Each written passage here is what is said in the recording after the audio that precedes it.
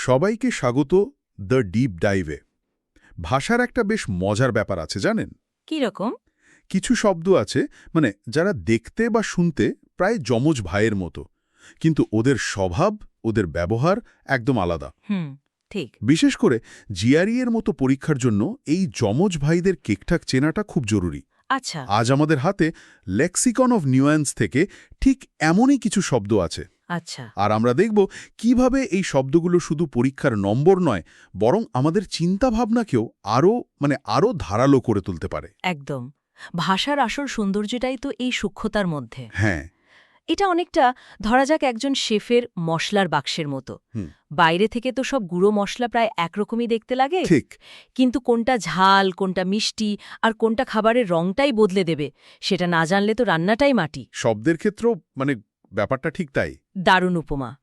তাহলে চলুন আমাদের প্রথম বিভাগের মশলাগুলো চেখে দেখা যাক। চলুন। এই বিভাগটা গতি আর শক্তি নিয়ে। আমাদের তালিকার প্রথম শব্দ ভ্যাসিলেট, ভ্যাসিলেট। এর মানে হল দ্বিধা করা বা মনস্থির করতে না পারা। এটা মনে রাখার জন্য আমি একটা মজার উপায় ভেবেছি।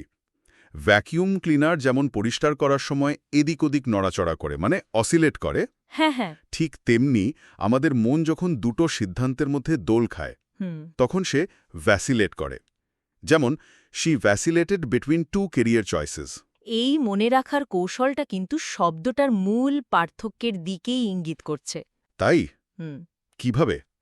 অসিলেট শব্দটা সাধারণত একটা শারীরিক দোলন বোঝায়, যেমন ধরুন ঘড়ির পেন্ডুলাম বা একটা দোলনা। এর গতিপথটা কিন্তু নির্দিষ্ট। আচ্ছা। কিন্তু ভ্যাসিলেট পুরোপুরি মানসিক। এটা কোনো নির্দিষ্ট ছন্দে হয় না, বরং এটা হলো সিদ্ধান্তহীনতার একটা বিশৃঙ্খল অবস্থা। ও, তাহলে এতদিন আমি অসিলেট আর ভ্যাসিলেটকে প্রায় একই জিনিস ভাবতাম। অনেকেই ভাবে। মূল পার্থক্যটা তাহলে শারীরিক আর মানসিক হওয়ার মধ্যে। একটা হলো ফিজিক্যাল মুভমেন্ট আর অন্যটা হলো মেন্টাল স্টেট। একদম। ব্যাপারটা পরিষ্কার হলো। মনের এই দোদুল্যমান অবস্থা থেকে এবার আমরা দেখব আরেক ধরনের মানসিক অবস্থা, যা হলো আগ্রাসন। হ্যাঁ, ট্রাকিউলেন্স শব্দটার মধ্যেই একটা মারমুখী ভাব আছে। ঠিক। এর অর্থ হল হিংস্রতা বা আক্রমণাত্মক মনোভাব। মনে রাখার জন্য ভাবা যেতে পারে একটা বড় ট্রাকের যেমন একটা আগ্রাসী শক্তি থাকে, সেখান থেকেই ট্রাকিউলেন্স। যেমন একটা বাক্যে যদি বলি, হিজ ট্রাকিউলেন্স মেড নেগোসিয়েশনস ইম্পসিবল, তার মানে দাঁড়ায় ওর ওই মারমুখী স্বভাবের জন্য আলোচনাটাই এগোতে পারল না। ঠিক। কিন্তু আমার একটা প্রশ্ন আছে। বেলিজেরেন্স শব্দটার অর্থ তো প্রায় একই রকম, যুদ্ধংদেহী মনোভাব। তাহলে পার্থক্যটা কোথায়? খুব ভালো প্রশ্ন। এখানেই সূক্ষ্ম পার্থক্যটা লুকিয়ে আছে। বেলিজোরেন্স হল একটা প্রতিকূল বা যুদ্ধংদেহী মনোভাব। এটা একটা অ্যাটিটিউড। আচ্ছা, শুধু একটা মনোভাব। হ্যাঁ, কোনো দেশ হয়তো অন্য দেশের প্রতি বেলিজেরেন্ট হতে পারে, যার মানে তারা যুদ্ধের জন্য প্রস্তুত। কিন্তু ট্রুকুলেন্স তার থেকেও এক ধাপ এগিয়ে। এটা শুধু মনোভাব নয়, এটা হলো সেই মনোভাবের হিংস্র, নৃশংস এবং প্রায়ই শারীরিক প্রকাশ। ট্রুকুলেন্সের মধ্যে একটা নিষ্ঠুরতার ইঙ্গিত থাকে। তাহলে কি বলা যায় যে ট্রুকুলেন্সের মধ্যে একটা শারীরিক হিংস্রতার হুমকি বা সম্ভাবনা থাকে? একদম। যা বেলিজেরেন্সে সবসময় নাও থাকতে পারে। ঠিক ধরেছেন। ট্রুকুলেন্সের মধ্যে একটা কাছে এসো, দেখাবো মজা, গোছের ভাব আছে। এটা অনেক বেশি ব্যক্তিগত এবং হিংস্র। আচ্ছা। এই আগ্রাসী অবস্থা থেকে এবার চলুন একটা একদম বিপরীত অবস্থায় যাই। পরের শব্দটা হলো টর্পর। টর্পর শব্দটা শুনলেই কেমন একটা জড়তা মহসুস হয়। এর মানে হলো নিস্তেজ বা অসার অবস্থা। মনে রাখার জন্য কচ্ছপ বা টর্টয়েজের কথা ভাবা যায়, যার ধীর নিষ্ক্রিয় অবস্থা থেকেই টর্পার শব্দটা এসেছে। যেমন দ্য হিবারনেটিং বেয়ার রিমেইনড ইন টর্পার। হ্যাঁ, কিন্তু সাধারণ ক্লান্তি বা ল্যাসিটিউডের সাথে এর তফাৎ কি? পার্থক্যটা হল গভীরতার। ল্যাসিটিউড হল শারীরিক বা মানসিক ক্লান্তি, যা আমরা লম্বা একটা দিন কাজ করার পর অনুভব করি। একটু বিশ্রাম নিলেই এটা কেটে যায়। ঠিক। কিন্তু টর্পর হল একটা গভীর নিষ্ক্রিয়তার অবস্থা। এটা শুধু ক্লান্তি নয়, বরং মানসিক ও শারীরিকভাবে প্রায় অসাড় হয়ে থাকা। শীতকালে ভালুকের হাইবারনেশন এর সেরা উদাহরণ। ভালুকটা কিন্তু শুধু ঘুমাচ্ছে না, তার পুরো শারীরিক সিস্টেমটাই ধীর হয়ে গেছে। এটা একটা গভীর প্রায় চেতনহীন অবস্থা। এর পরের দুটি শব্দ বেশ মজার, ফ্ল্যাগ এবং ফ্লেজলিং। ফ্ল্যাগ শব্দটার একটা মানে হলো দুর্বল হয়ে পড়া। হ্যাঁ, পতাকা যেমন বাতাসে শক্তি না থাকলে নিস্তেজ হয়ে ঝুলে পড়ে, ঠিক তেমনি শক্তি বা উৎসাহ কমে যাওয়াকে ফ্ল্যাগ বলা হয়। যেমন her energy flagged after hours of study. ঠিক। আর এখানে ওয়েন শব্দটার সঙ্গে এর পার্থক্য। ওয়েনের সাথে। হ্যাঁ, ওয়েনের অর্থ কমে যাওয়া, কিন্তু সেটা হয় ধীরে ধীরে, ক্রমান্বয়ে, যেমন অমাবস্যার দিকে চাঁদের আলো কমে আসে। আচ্ছা, ধীরে ধীরে। অন্যদিকে ফ্ল্যাগ বলতে বোঝায় হঠাৎ করে শক্তি, উৎসাহ বা মনোযোগের পতন। ম্যারাথন দৌড়ানোর সময় শেষ দিকে এসে দৌড়াবিদদের শক্তি যেমন হঠাৎ করে ফুরিয়ে যায়, সেই অবস্থাকে ফ্ল্যাগিং এনার্জি বলা হয়। ও, আমি এতদিন ফ্ল্যাগ আর ওয়েনকে প্রায় একই অর্থে ব্যবহার করতাম। তাহলে মূল পার্থক্যটা হলো পতনের গতিতে। একদম। ফ্ল্যাগ হলো হঠাৎ করে থেমে যাওয়া, আর ওয়েন হলো ধীরে ধীরে কমে আসা। এটা আমার জন্য নতুন একটা শিক্ষা। আচ্ছা, এই বিভাগের শেষ শব্দ ফ্লেজলিং। এর মানে তো অনভিজ্ঞ বা নবীন, একটা পাখির ছানা যে সবে উড়তে শিখছে। হ্যাঁ, তাকেই ফ্লেজলিং বলে। আমার মনে আছে, আমি যখন প্রথম চাকরি শুরু করি তখন নিজেকে ঠিক ওই ফ্লেজলিং পাখির ছানার মতোই মনে হতো। যে কোনো নতুন কাজেই অনুভূতিটা হয়, তাই না? একদম হয়। আর এই উদাহরণটাই শব্দটার ব্যবহারকে পরিষ্কার করে দেয়। ফ্লেজলিং বলতে মূলত কোনো কাজে, পেশায় বা শিল্পে নতুন ও অনভিজ্ঞ কাউকে বোঝানো হয়। আচ্ছা। এর সাথে প্রায় নিওফাইট শব্দটাকে গুলিয়ে ফেলা হয়। হ্যাঁ, নিওফাইটও তো নতুন। নতুন, কিন্তু তার ক্ষেত্রটা ভিন্ন। সাধারণত কোনো বিশ্বাস, ধর্ম, রাজনৈতিক দল বা কোনো মতাদর্শে যে নতুন যোগ দিয়েছে তাকে নিওফাইট বলা হয়। ও, তাহলে একজন নতুন বৌদ্ধ ভিক্ষু নিওফাইট? হ্যাঁ, কিন্তু একজন নতুন সফটওয়্যার ইঞ্জিনিয়ার ফ্লেজলিং।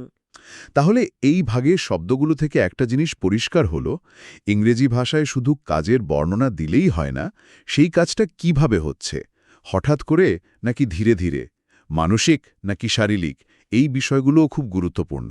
ঠিক তাই। এই সূক্ষ্ম পার্থক্যগুলোই তো ভাষাকে সমৃদ্ধ করে। এই যে ফ্লেজলিং বা অনভিজ্ঞ অবস্থা, এখান থেকেই তো জ্ঞান অর্জনের শুরু। ঠিক। চলুন এবার আমাদের দ্বিতীয় পর্বে যাই, যা জ্ঞান এবং শিক্ষা সংক্রান্ত কিছু শব্দ নিয়ে। এই তালিকার প্রথমটি হল ডিডাক্টিক। ডিডাক্টিক। হ্যাঁ, এর মানে শিক্ষামূলক বা নীতি শিক্ষামূলক। যেমন the novel was didactic with an emphasis on moral lessons. কিন্তু এখানে একটা কিন্তু আছে। কিরকম? ডিঅ্যাক্টিভ শব্দটার মধ্যে প্রায়শই একটা নেতিবাচক বা সমালোচনামূলক সুর থাকে। তাই? হ্যাঁ, এর মানে শুধু শিক্ষামূলক নয়, বরং এমন কিছু যা অতিরিক্ত নীতিবাক্য শেখানোর চেষ্টা করে, যা অনেক সময় বিরক্তিকর বা একঘেয়ে মনে হতে পারে। মানে জোর করে জ্ঞান গেলানোর মতো। একদম। এর তুলনায় ইনস্ট্রাকটিভ শব্দটি অনেক বেশি ইতিবাচক। ইনস্ট্রাকটিভ মানে হল যার থেকে উপকারী বা প্রয়োজনীয় কিছু শেখা যায়, কিন্তু সেখানে কোনো অতিরিক্ত উপদেশ বা নৈতিকতার বোঝা চাপিয়ে দেওয়া হয় না। তার মানে একটা ভালো রান্নার অনুষ্ঠান ইনস্ট্রাকটিভ হতে পারে, কিন্তু সেটা ডিডাক্টিক নয়। ঠিক ধরেছেন। কিন্তু আমার একটা প্রশ্ন আছে। কিছু ক্লাসিক সাহিত্য, যেমন ঈশপের গল্প, সেগুলো তো বেশ ডিডাক্টিক। সেক্ষেত্রে কি শব্দটা নেতিবাচক শোনায়? খুব ভালো পয়েন্ট। প্রেক্ষাপটের উপর অনেক কিছু নির্ভর করে। যখন কোনো শিল্পকর্মের মূল উদ্দেশ্যই হয় নীতিশিক্ষা দেওয়া, যেমন ঈশপের গল্প, তখন ডিঅ্যাক্টিভ শব্দটি একটি বর্ণনামূলক শব্দ হিসেবে ব্যবহৃত হয়, নেতিবাচকভাবে নয়। আচ্ছা। কিন্তু যদি কোনো আধুনিক উপন্যাসের সমালোচনা করতে গিয়ে বলা হয় এ টোন ডিডাক্টিক, তার মানে হল লেখক গল্প বলার চেয়ে লেকচার বেশি দিয়েছেন, যা শিল্পের জন্য ভালো নয়। আচ্ছা, ব্যাপারটা এখন অনেক পরিষ্কার। এরপর দুটো খুব কাছাকাছি শব্দ যা আমাকে প্রায়ই সমস্যায় ফেলে, সাগেশিয়াস এবং পার্সপিকেশিয়াস। হ্যাঁ, এই দুটো খুব মজার। সাগেশিয়াসের মানে প্রজ্ঞাবান বা বিচক্ষণ, সেজ বা ঋষি থেকে মনে রাখা সহজ, যেমন her sagacious advice guided the team. আর পার্সপিকেশিয়াস হল সূক্ষ্মদর্শী বা তীক্ষ্ণ বুদ্ধি, যেমন the detective was perspicacious in spotting clues. দুটোই তো বুদ্ধির কথা বলছে।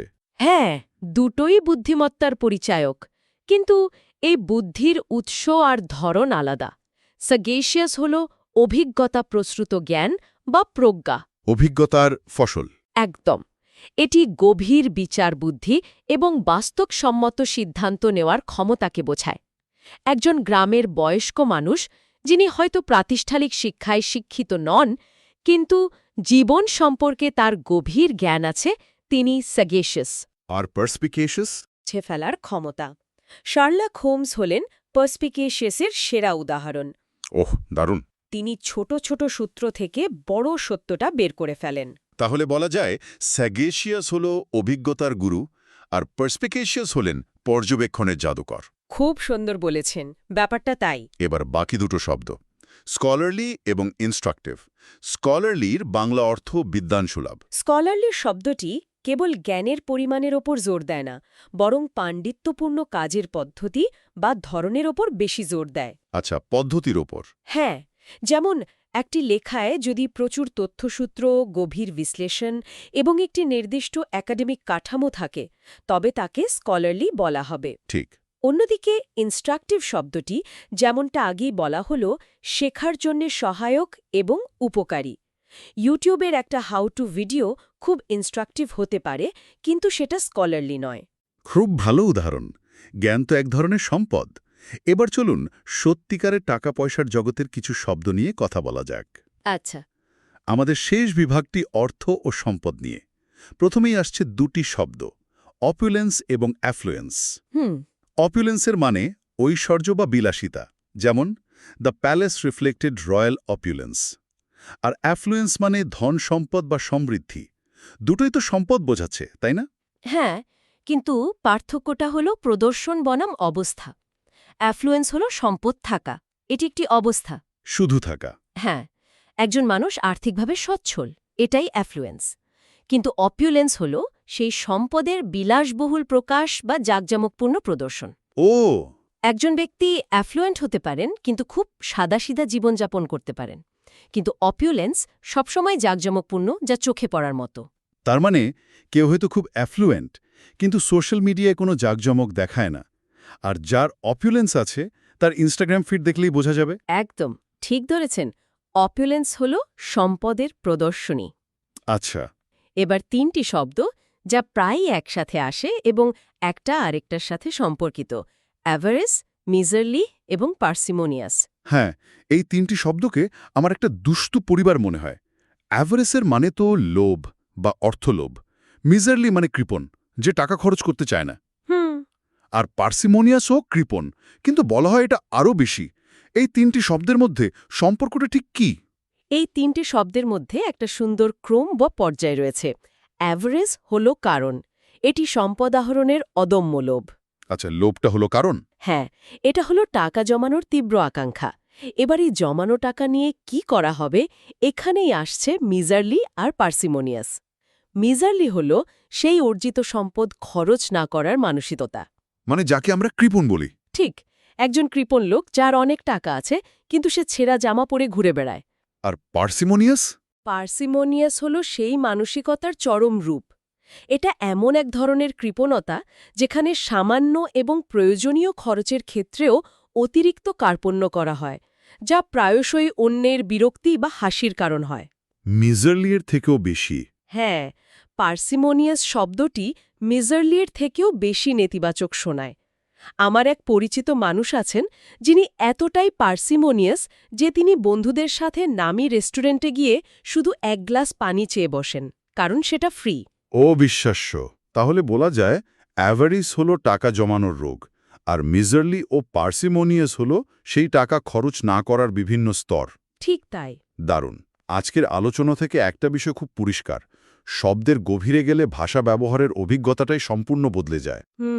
শুধুমাত্র অর্থ নয়, শব্দের ভাব, তার ব্যবহারের প্রেক্ষাপট আর তার পেছনের আবেগটা বোঝাটাই আসল। একদম। এই সূক্ষ্ম পার্থক্যগুলো বোঝা শুধুমাত্র একটি পরীক্ষার জন্য প্রস্তুতি নয়, এটি আমাদের চিন্তার স্বচ্ছতারও প্রতিফলন। ঠিক। আমরা যত নির্ভুলভাবে শব্দ ব্যবহার করতে পারব, ততটাই পরিষ্কারভাবে নিজেদের ভাবনা প্রকাশ করতে পারব। এটা যোগাযোগের একটা শক্তিশালী হাতিয়ার। ঠিক তাই। আজকের আলোচনার পর সবার জন্য একটা শেষ চিন্তা রেখে যেতে চাই। বলুন। আমাদের দৈনন্দিন জীবনে আমরা যে শব্দগুলো ব্যবহার করি, সেগুলোর গভীরে থাকা অর্থ আর উদ্দেশ্য নিয়ে আমরা আসলে কতটা সচেতন। একটু ভেবে দেখলে হয়তো বোঝা যাবে, একটি মাত্র শব্দ বদলে দিলে কি পুরো বার্তার অনুভূতি বা উদ্দেশ্যটাই বদলে যেতে পারে। হুম। যেমন কাউকে ফ্রুগল অর্থাৎ মিতব্যয়ী না বলে পার্সিমোনিয়াস অর্থাৎ কৃপণ বললে বন্ধুত্বের সম্পর্কটাই হয়তো বদলে যাবে। আমাদের শব্দচয়ন আমাদের চিন্তাভাবনার আয়না।